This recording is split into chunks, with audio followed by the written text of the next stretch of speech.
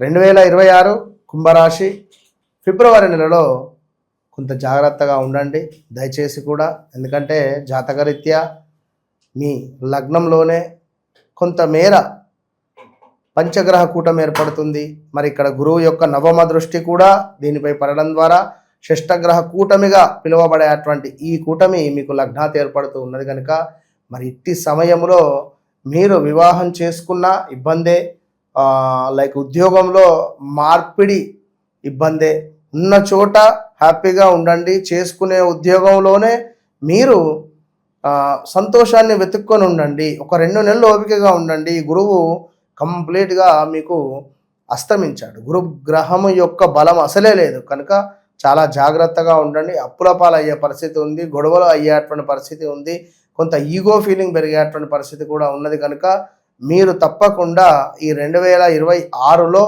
ఈ ఫిబ్రవరి మార్చి లోపు మీ వ్యక్తిగత జాతకాన్ని ఒకసారి చూయించుకోండి.